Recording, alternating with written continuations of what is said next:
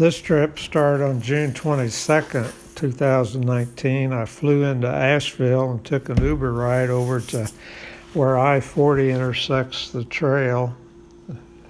This is where you exit the Smokies going northbound and right before you get to Standing Bear Farm. I got a fuel canister at Standing Bear Farm, but I tell you what, I don't think I'd want to stay there unless I just come out of the Smokies, and it was really hard pressed for a place to stay. Well, I'm at the top of the first summit. I don't know, 5 or 6 miles in. Can't stay long.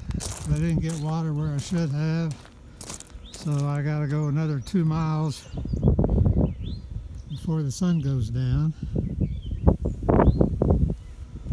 I got to Groundhog Creek Shelter about 9 o'clock that night and sat up in the dark. Got to bed at 11 o'clock or so.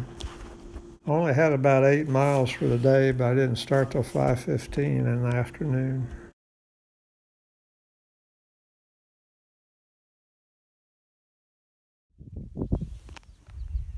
Well, I just came out of the woods.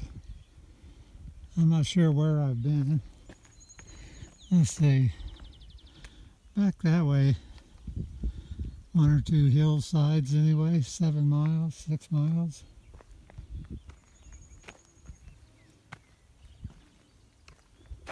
This is the start of Max Patch. That's M-A-X, Max. It originally was M-A-C-K. I've forgotten why or how it got changed. It just may have been the mispronunciation over the years. I don't know if Max was trying to farm up here or what the deal was. I've forgotten. Anyway, nice little climb here. Give me about 7 for the morning. It's 10:30. Start at 7:15.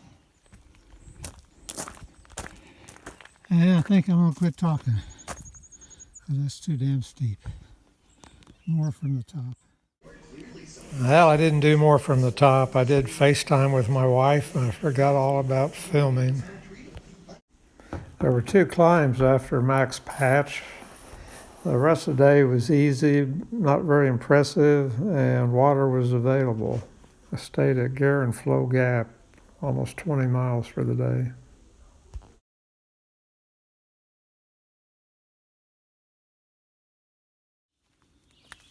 Well, it's afternoon on the 23rd. I'm just coming down Bluff Mountain. I think the bluff was that you might see something, which I didn't. But this is kind of a different scene I haven't seen before this afternoon. This trail's almost covered with vegetation. I guess all the heavy traffic is come and gone. I just saw 3 people in a shelter. It's the first people I've seen on the trail, backpackers. Today, the other folks were all day hikers out for a Sunday morning hike. I haven't seen any of them this afternoon. Anyway, just a little bit of the flavor of the trail. Walking downhill, and these little leaves poke me in the leg, and they sting. But other than that, I'm having a great time out.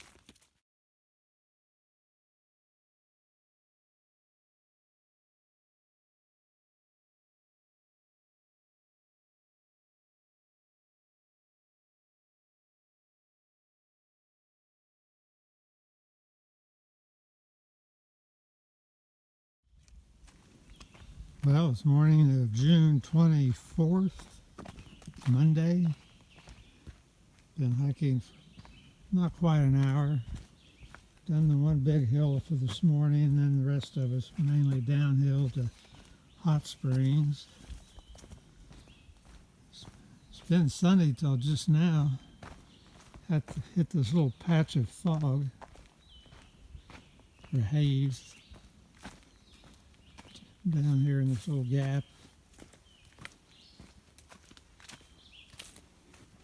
Trail's been pretty nice, not too steep up or down, and no rocks like Pennsylvania, just a lot of tree roots.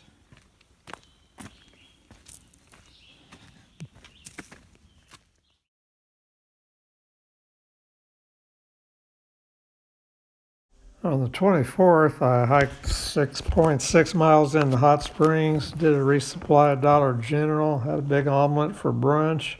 Was back on the trail by 11:30. I remember being warm, and the uphill out of there was quite a challenge with a full pack.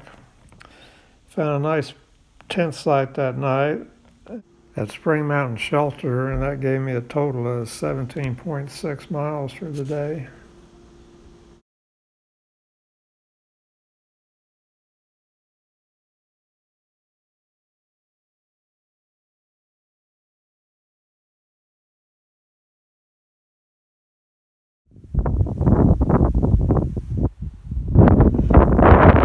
It's June 25th. This is Howard's Rock.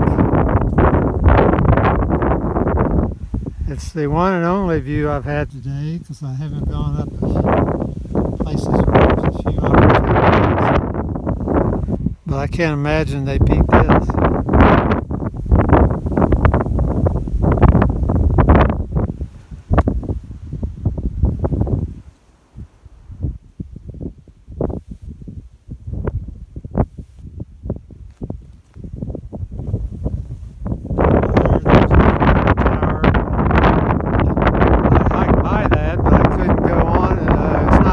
Public, so there's no reason to go up to it.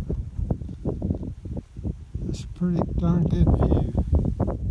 I made it to Flint Mountain Shelter. It was 22.6 miles. Got there at 9 o'clock.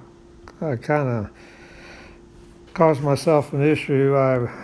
Butt Mountain, there's no views there, so I thought, well, I'll go to the Shelton Graves and stay there. Well, it kind of spooked me out and thought it was a little disrespectful. So I ended up hiking another 3 miles, and that's how I got to almost a 23-mile day. Next day, I went 11 miles, had a Nero, stayed at Sam's Gap at Nature's Inn Hostel. Rented a little cabin there. That's my clothes drying out that you see. I didn't stay in the bunkhouse. Could have. There wasn't anybody else there. There was 2 guys staying there, a father and son. Had a nice chat with them, but food was all gone. It was beyond regular or the peak season, and they had made no effort to restock with anything decent. If I was to go through there again, I think I'd stay at the other place that's there at that gap.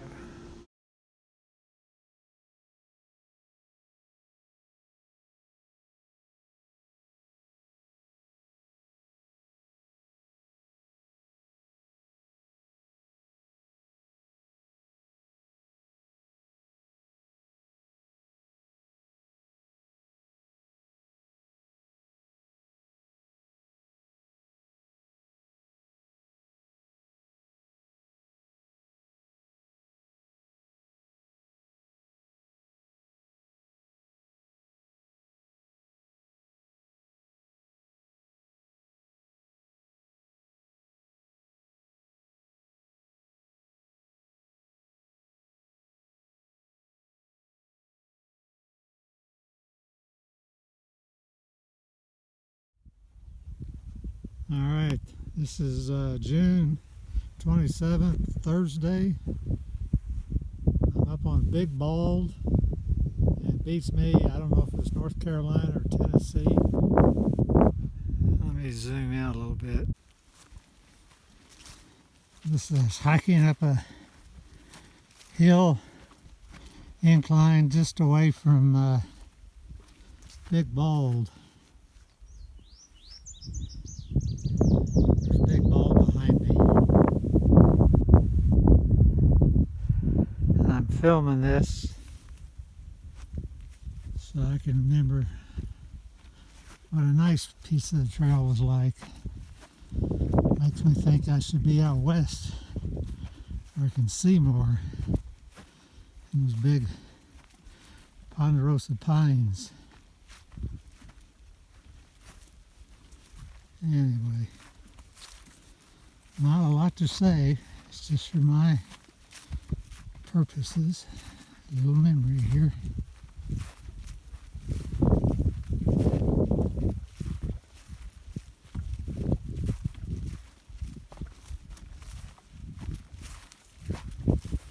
If you hear slushing, that's my partially full water bottle making a racket. When I was on Big Bald, oh shoot, there he is. There was a deer up here, and there he is in front of me. He's looking at me. I'm going to turn this off and get a... Oh no, I'm not. I'm going to keep getting video. It's better than a still picture.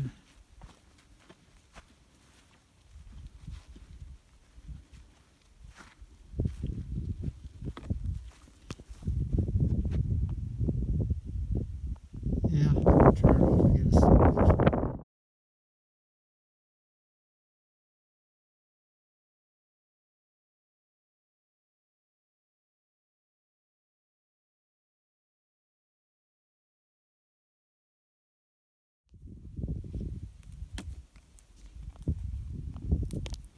I'm like 15 feet away from this thing, and she's not moving.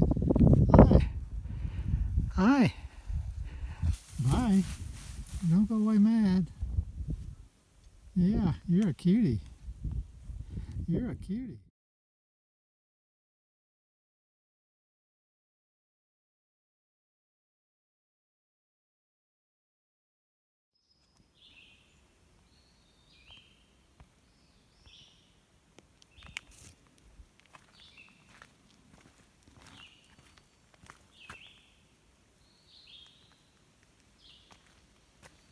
What you doing?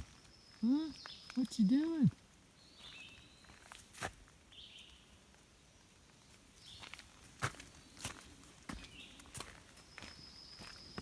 Well, he didn't like my little girl voice.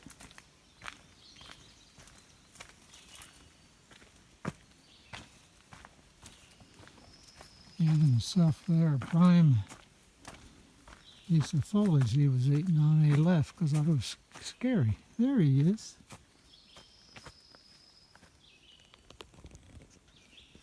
Hi there. You still got a mouthful, don't you? I made it 18.4 miles that day to No Business Knob Shelter. There was one hiker there before me. She was southbound. She never even came out of her tent. I have no idea what she looked like. Heard her speak once. It was an interesting hike. There was a teenage boy on the trail that day, and I saw him on the side of the road, one of the roads I crossed, and he's waiting on his mother, but there was no phone service, and he had told a passing car her phone number, and he gave me her number as well, and I called her after I'd hiked a mile or two out of there and got some service, but she had already been contacted by then. Anyway, I thought it was odd that you'd send your kid out without any plan. The next morning, I saw a bobcat on the trail during the 6-mile hike to Erwin, where I caught a shuttle from Johnny's to Johnson City.